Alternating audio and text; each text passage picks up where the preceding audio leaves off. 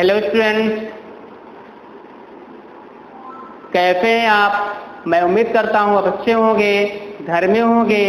जैसा कि आप जानते हैं, मैं आपको पिछले वीडियो में क्या बताया, कोलराज के नियम के अनुप्रयोग के बारे में दिया जानकारी। और आज की केमिस्ट्री की क्लास में फैराडे का विद्युत अपघटन का प्रथम नियम रहेगा। क्या है? फर्स्ट लॉ ऑफ इलेक्ट्रोलाइसिस, यानी फैराडे का विद्युत अपघटन के प्रथम नियम के बारे में अध्ययन करेंगे। और दूसरा होता है फैराडे के विद्युत अपघटन का दूसरा नियम। तो हम आज द्वितीय नियम के बारे में और प्रथम नियम के बारे में अध्ययन करेंगे। ठीक है बच्चों, चलिए स्टार्ट करते हैं। फैराडे का प्रथम नियम आप जनरली जानते होंगे। यदि मान लीजिए किसी कोई विद्युत अपघट्य है अथवा कोई पदार्थ है और उसमें मुझे धारा प्रवाहित करनी है, ठीक है। माना कि फैन है, फैन में क्या होगा, बिना धारा प्रवाहित करे फैन तो चलेगा नहीं। निश्चित रूप से हमको बाहर कार्य यानी उसको कार्य करने के लिए मुझे एनर्जी देनी पड़ेगी, और वह एनर्जी क्या है? इलेक्ट्रिक, यानी मुझे उसे पावर देना पड़ेगा, करंट देना पड़ेगा, तब जाकर पंखा क्या होगा, घूमेगा। तो क्या निकल के आता है, किसी विद्युत अपघट्य के विलयन में विद्युत धारा प्रवाहित करने पर, किसी विद्युत अपघट्य के विलयन में क्या प्रवाहित करेंगे? विद्युत धारा प्रवाहित। आप इसको अच्छे समझने की कोशिश कीजिएगा। माना कि ये विद्युत अपघट्य है, ठीक है। अब इसमें हम क्या करेंगे? धारा का प्रवाह करेंगे। तो क्या बोले, इसको हम क्या बोलेंगे? कोई विद्युत अपघट्य है तो क्या सेंटेंस आएगा?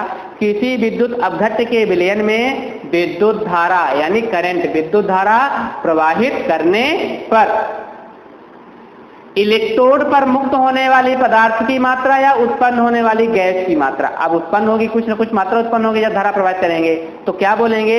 इलेक्ट्रोड पर मुक्त होने वाली पदार्थ की मात्रा या उत्पन्न होने वाली गैस की मात्रा और विलयन में प्रवाहित होने वाली विद्युत धारा की मात्रा के समानुपाती होता है। समझ में आ गया?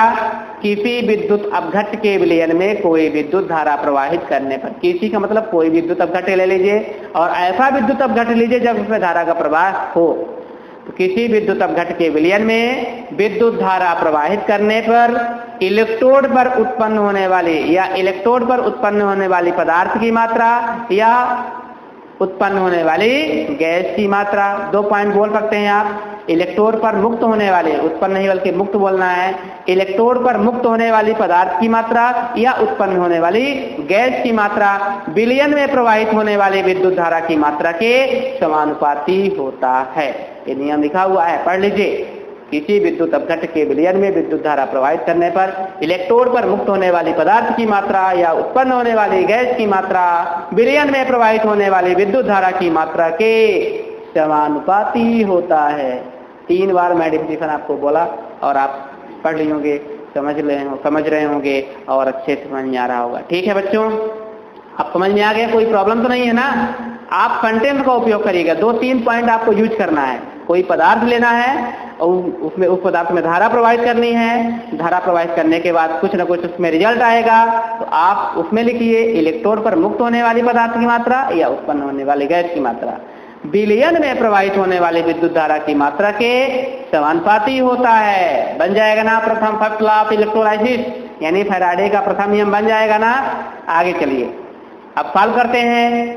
यदि विलयन में प्रवाहित विद्युत धारा की मात्रा Q, यदि विलयन में प्रवाहित मतलब जो धारा प्रवाहित कर रहे हैं, यदि विलयन में प्रवाहित विद्युत धारा की मात्रा Q कूलाम हो तथा इलेक्ट्रोड पर मुक्त होने वाली पदार्थ की मात्रा W हो, यदि विलयन में, लिखिएगा,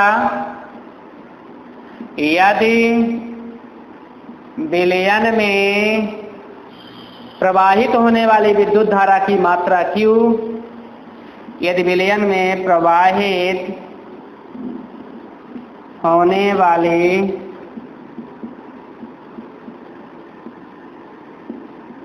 विद्युत धारा की मात्रा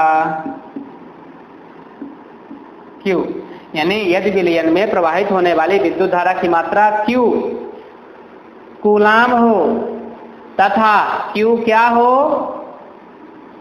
कूलाम हो तथा प्रवाहित होने वाली विद्युत तथा इलेक्ट्रोड पर मुक्त होने वाली गैस की मात्रा। इलेक्ट्रोड पर मुक्त होने वाली इलेक्ट्रोड पर मुक्त होने वाली इलेक्ट्रोड पर मुक्त होने वाली क्या होगा, होने वाली पदार्थ की मात्रा W हो तो इलेक्ट्रोड पर मुक्त होने वाली पदार्थ की मात्रा W हो तो सॉल्व कीजिए। क्या सॉल्व करेंगे, W is directly proportional capital Q, ठीक। W इज डायरेक्टली प्रोपोर्शनल क्या हो जाएगा, देखिए यदि विलयन में प्रवाहित होने वाली विद्युत धारा की मात्रा Q, ये Q विद्युत धारा की मात्रा किसकी तरह है ना, Q से, Q कूलाम, तथा इलेक्ट्रोड पर मुक्त होने वाली पदार्थ की मात्रा W हो तो W इज डायरेक्टली प्रोपोर्शनल क्या हो जाएगा, Q के। अब इसको और आगे सॉल्व कीजिए तो क्या हो जाएगा, W equal to Z into Q, क्या हो जाएगा, W इक्वल टू Z एक स्थिरांक होगा और Q। ये बच्चों Z क्या है तो आप लिख दीजिए, क्या है Z एक समानुपातिक स्थिरांक होता है।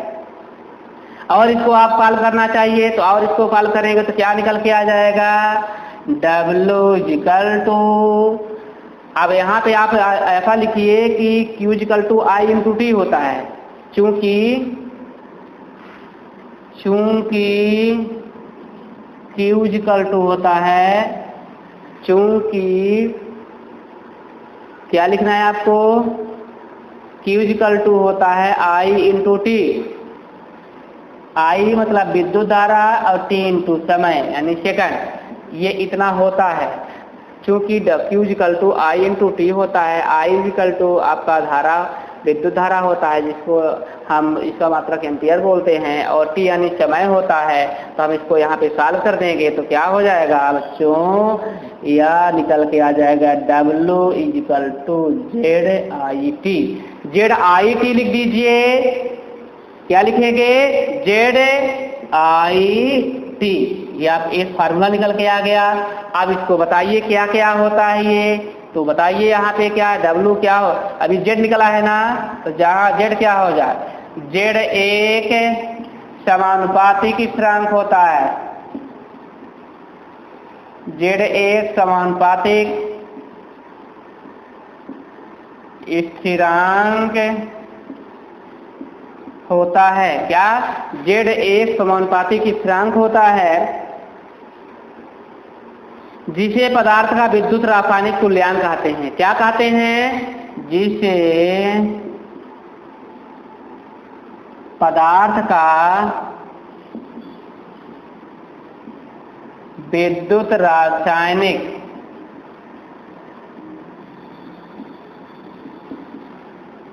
तुल्यांक कहते हैं, जिसे क्या कहते हैं, विद्युत रासायनिक तुल्यांक कहा जाता है।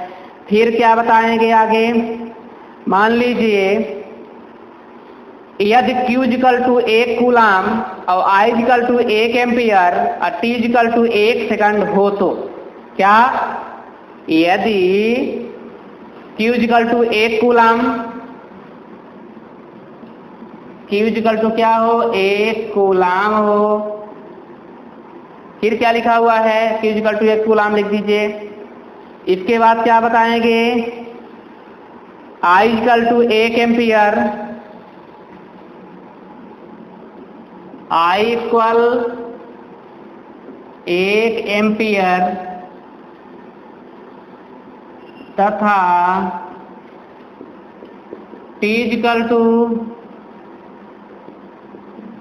1 सेकंड हो तो क्या,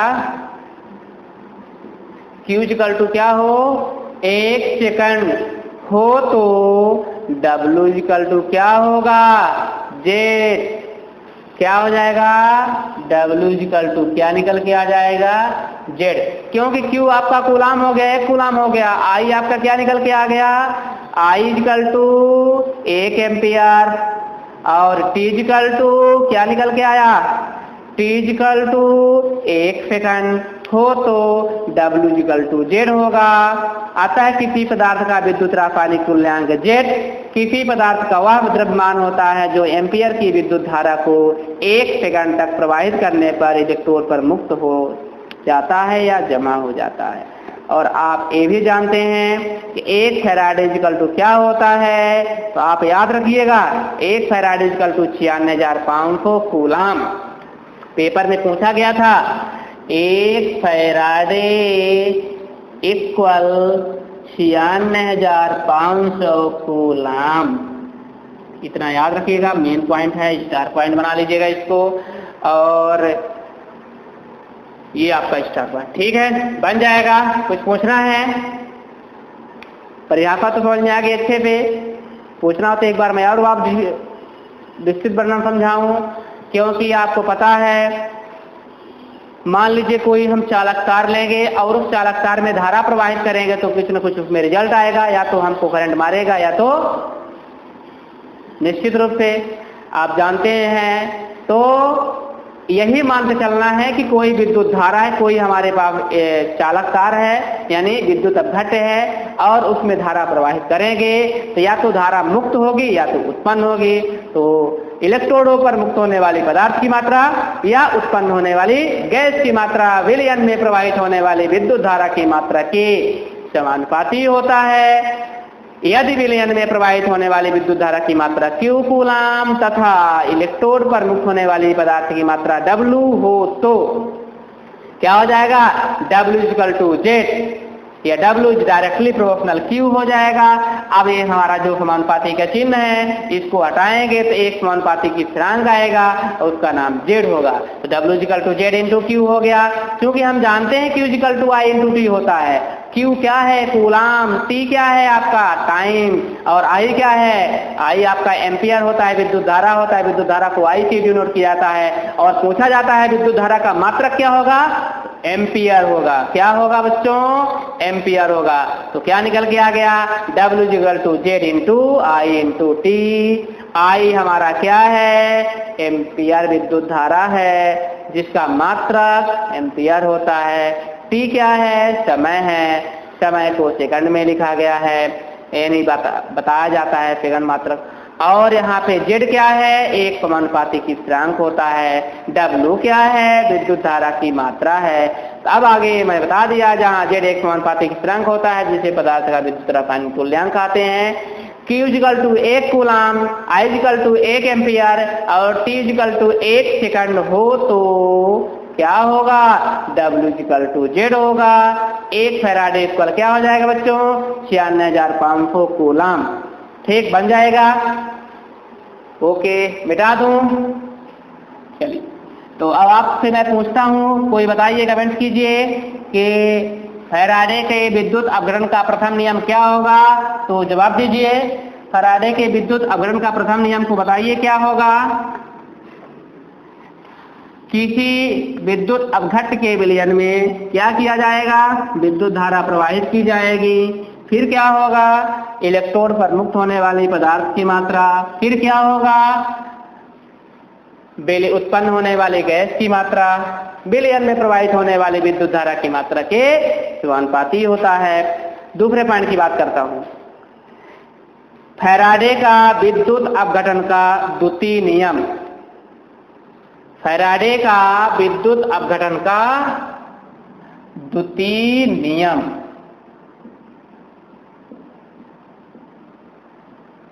ठीक। तो अब आपके क्या लिखेंगे, Faraday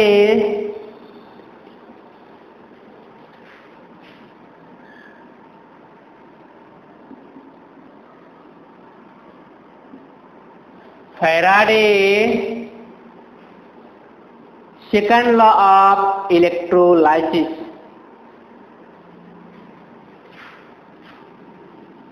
Faraday second law of electrolysis.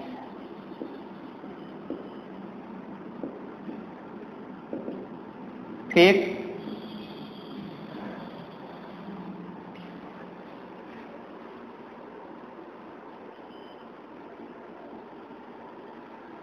Faraday का विद्युत अपघटन का द्वितीय नियम। ठीक है, फैराडे का विद्युत अपघटन का द्वितीय नियम बन जाएगा। नहीं दिख रहा है बच्चों? कोई प्रॉब्लम तो नहीं है? तो हम पढ़ते हैं फैराडे के विद्युत अपघटन का प्रथम नियम पढ़ चुके हैं, Faraday first law of electrolysis और Faraday second law of electrolysis. क्या होता है सेकंड लॉ? आप तो बच्चों जानते होंगे, टेबल में अगर क्लास में जाते होंगे तो क्लास में कैसे बैठते हैं, किस प्रकार बैठते हैं? आप फिजिक्स में पढ़े होंगे, समानांतर क्रम संयोजन में पढ़ते हैं कि श्रेणी क्रम में बैठते हैं? ये बताइए, थोड़ा सा है जानकारी क्या? श्रेणी क्रम संयोजन क्या हुआ? चलिए ठीक है, तो हम क्या करेंगे, समानांतर क्रम संयोजन और श्रेणी क्रम संयोजन, आप नाम सुने होंगे क्या? समानांतर क्रम संयोजन और श्रेणी क्रम संयोजन के बारे में आप नाम सुने होंगे और अवश्य पढ़े होंगे। ठीक है, हम यहाँ श्रेणी क्रम की बात करूंगा, निश्चित रूप से एक स्टेप बाय स्टेप काम होता है। ठीक है, चलिए, तो श्रेणी क्रम में जुड़े विभिन्न विद्युत अपघट्यों के विलयन में क्या लिख रहा है आपको? श्रेणी क्रम में जुड़े, सेकंड नियम लिख देते हैं, श्रेणी क्रम में जुड़े, श्रेणी क्रम में जुड़े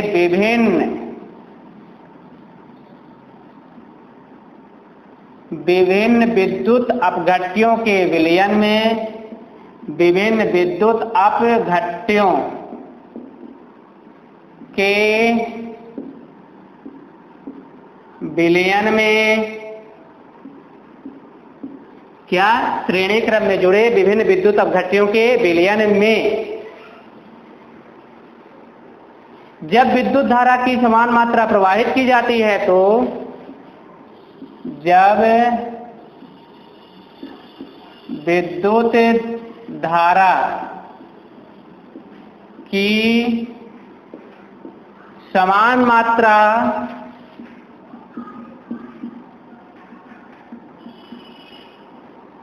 प्रवाहित की जाती है, तो श्रेणी क्रम में जुड़े विभिन्न विद्युत अपघट्यों के विलयनों में जब विद्युत धारा की समान मात्रा प्रवाहित की जाती है, तो इलेक्ट्रोडों पर एकत्रित होने वाली भिन्न भिन्न पदार्थों की मात्राएं,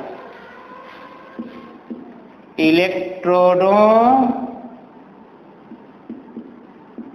पर एकत्रित होने वाली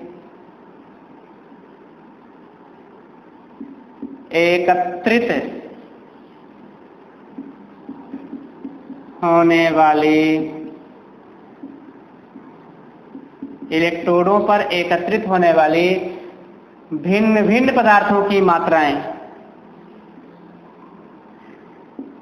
इलेक्ट्रोडों पर एकत्रित होने वाली भिन्न भिन्न पदार्थों की मात्राएं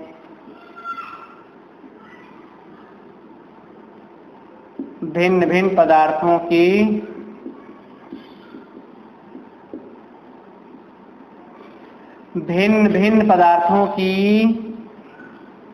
मात्राएं श्रेणी क्रम में जुड़े विभिन्न विद्युत अपघट्यों के विलयनों में क्या? श्रेणी क्रम में जुड़े विभिन्न विद्युत अपघट्यों के विलयनों में जब विद्युत धारा की समान मात्रा प्रवाहित की जाती है, तो इलेक्ट्रोडों पर एकत्रित होने वाले भिन्न भिन्न पदार्थों की मात्राएं उनके तुल्यांकी भारों के समानुपाती होता है, उनके तुल्यांकी भारों के समानुपाती। ठीक, श्रेणी क्रम में जुड़े विभिन्न विद्युत अपघट्यों के विलयनों में जब विद्युत धारा की समान मात्रा प्रवाहित की जाती है, तो इलेक्ट्रोडों पर एकत्रित होने वाली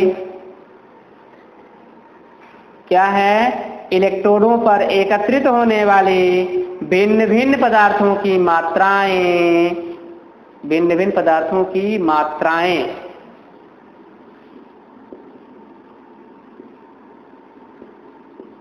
भिन्न भिन्न पदार्थों की मात्राएं उनके तुल्यांकी भारों के समानुपाती होता है। ये तो समझ आ गया। और कुछ बताना है। श्रेणी क्रम में जुड़े, मतलब श्रेणी क्रम में जुड़ा हुआ है। श्रेणी क्रम में जुड़े विभिन्न विद्युत अपघट्यों के विलयनों में जब विद्युत धारा की समान मात्रा प्रवाहित की जाती है, यानी लगातार जिसमें प्रथम में प्रवाहित होगी तो सेकंड वाले में प्रवाहित होगी।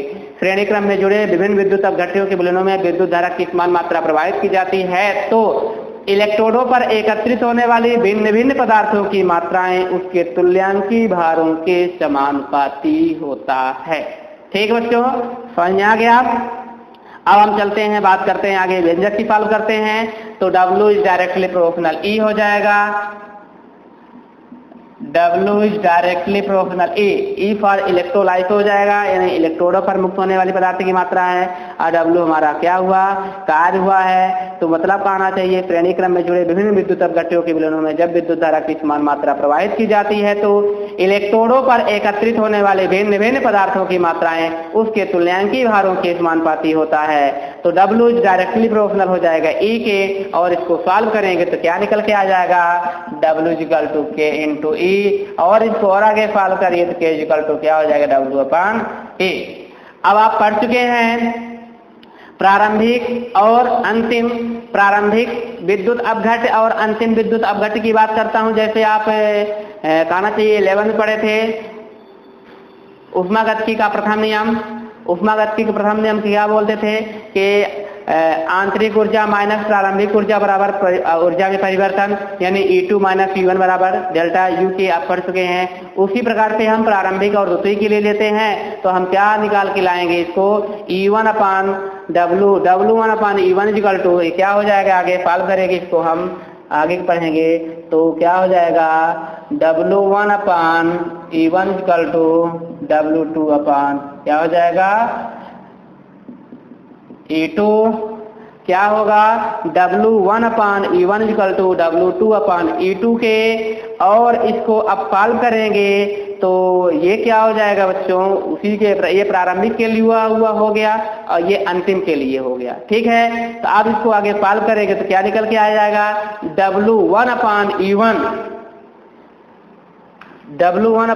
अब क्या होगा, इसको जब आगे सॉल्व करेंगे ये निकल के आ जाएगा W1 upon W2 equal to E1 अपान क्या हो जाएगा E2 के, इसके E1 अपान E2 के, तो निकल के आ गया W1 upon W2 equal to E1 upon E2 के। आप इसको अगर सॉल्व, ये दोनों एक ही वर्ड लिखा हुआ है बच्चों, ध्यान देना है, ये दोनों एक ही है। यदि हम इसका मल्टीप्लाई कर देते हैं क्या निकल के आ जाएगा W1 और E2 के, तो देखिए W1 और E2 के हो जाएगा। और इसके बाद क्या हो जाएगा, E1 की बात आएगी तो अगर E1 का मल्टीप्लाई करेंगे तो किस में निकल जाएगा, W2 में। तो देख लीजिए क्या है, W1 into E2, W1 into E2, E1 into W2, E1 into W2, यानी दोनों एक दूसरे क्या हो जाते हैं, मल्टीप्लाई में करेंगे तो दोनों वर्ड एक ही है। अब लास्ट में हम लिख देते हैं श्रेणी क्रम में जुड़े CuSO4 और AgF4 के मिलनों की विद्युत की समान मात्रा प्रवाहित करने पर इलेक्ट्रोडों पर मुक्त होने वाली Au और Ag की मात्राएं उसके तुल्यांकी भारों के क्या होती हैं बच्चों, समानुपाती। ये तो समझ में आ गया, ये समझ में आ गया है ना। इसको हम यहाँ पे लिख देते हैं, देखिए क्या हुआ, W1 upon W2 equal to E1 upon E2। ठीक है, ये आपका यही हो गया। अतः अब इसको थोड़ा सा हम और आगे लिखना चाहते हैं, क्या होगा इसमें, देखिए एग्जाम्पल में समझाया गया है श्रेणी क्रम में जुड़े कॉपर सल्फेट, किसमें, श्रेणी क्रम में जुड़े कौन सा, CuSO4। ये क्या है, CuSO4 का नाम बताइए, तो कॉपर सल्फेट हो गया। और AgNO3 का नाम बताइए, AgNO3 मतलब सिल्वर नाइट्रेट, दोनों हो गए। विलयनों में विद्युत धारा की समान मात्रा प्रवाहित करने पर Cu यानी कैथोड पर मुक्त होने वाली Au एवं Ag की मात्राएं, किसके? Au कैथोड पर मुक्त होने वाली पदार्थ की मात्रा, मुक्त होने वाली, कैथोड पर मुक्त होने वाली Cu एवं Ag की जो मात्रा होगी, Cu एवं Ag की मात्राएं उसके तुल्यांकी भारों की क्या होती है? समानुपाती होती है। तो क्या लिखेंगे? किसके समानुपाती है? Cu एवं Ag की मात्राएं तुल्यांकी भारों के, तुल्यांकी भारों के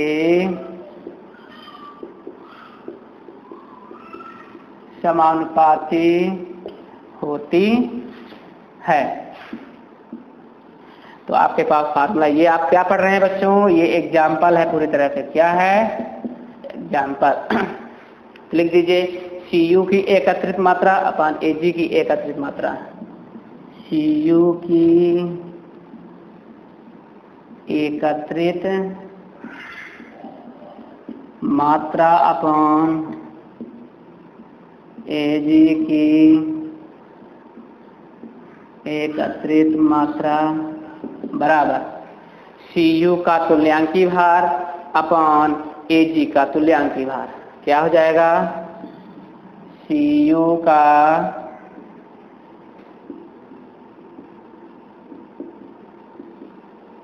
तुल्यांकी भार अपान Ag का तुल्यांकी, मतलब अभी जो बताया गया था श्रेणी क्रम में जुड़े विभिन्न विद्युत अपघट्यों के लिए Cu एवं Ag की मात्रा जो होती हैं, Cu मतलब कॉपर सल्फेट, Ag मतलब AgNO3 सिल्वर नाइट्रेट की जो मात्रा रहेगी, उस पर दिनों की विद्युत मात्रा प्रवाहित करने पर इलेक्ट्रोडों पर यानी कैथोड पर मुक्त होने वाली पदार्थ की जो मात्रा है, कौन कौन सी पदार्थ? Cu Ag की तुल्यांकी भारों के समानुपाती होता है। तो Cu की एकत्रित मात्रा अपान Ag की एकत्रित मात्रा इक्वल टू Cu का तुल्यांकी भार अपान Ag का तुल्यांकी भार। तो हम इस वाले वीडियो में यानी आज की क्लास में हम पढ़े हैं फैराडे का प्रथम नियम और द्वितीय नियम। आप इसको अच्छे से घर में जाकर के पढ़िए, समझिए। दोनों नियम बहुत महत्वपूर्ण हैं, इलेक्ट्रिक से संबंधित हैं। हम आपको ऐसे लॉजिक बताया कि आप उसको आसानी से समझ जाएंगे, क्योंकि यदि आपको 2 पॉइंट विशेष ध्यान रखना है।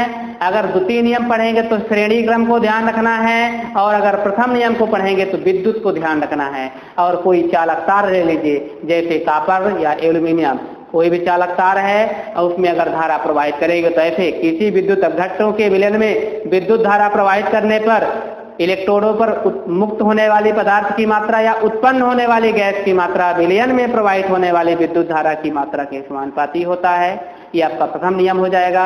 और अगर द्वितीय नियम की बात करेंगे तो श्रेणी क्रम में जुड़े विभिन्न विद्युत अपघट्यों के विलयनों में जब विद्युत धारा की समान मात्रा, क्या है यहाँ पे समान शब्द क्या रखना है, जब विद्युत धारा की समान मात्रा प्रवाहित करते हैं तो इलेक्ट्रोडों पर मुक्त होने वाली भिन्न भिन्न पदार्थों की मात्राएं उसके तुल्यांकी भारों के समानुपाती होता है। देख लीजिए तुल्यांकी भार के समानुपाती कैसे, यानी Cu की एकत्रित मात्रा अपान Ag की एकत्रित मात्रा, और तुल्यांकी भार यानी Cu का तुल्यांकी भार अपान Ag का तुल्यांकी भार, ये दोनों एक दूसरे तुल्यांकी भारों के क्या है, समानुपाती। ठीक, तो ये आपका प्रथम और द्वितीय नियम है। आपको यह वीडियो अच्छा लगा होगा, आई होप कि आप समझ गए होंगे। और यदि ये वीडियो अच्छा लगा हो तो अपने मित्रों को जरूर सेंड कीजिए, पढ़िए, समझिए और घर में रहिए, क्योंकि अगर घर पे हैं तो सुरक्षित हैं और स्वस्थ भी हैं। तो ठीक है बच्चों, आज की क्लास खत्म होती है। नेक्स्ट वीडियो हम आपको बताएंगे मानक हाइड्रोजन इलेक्ट्रोड HHE और NHE यानी स्टैंडर्ड हाइड्रोजन इलेक्ट्रोड या नॉर्मल हाइड्रोजन इलेक्ट्रोड के बारे में अध्ययन करेंगे नेक्स्ट वीडियो में। तो thank you for watching video. Okay, good day.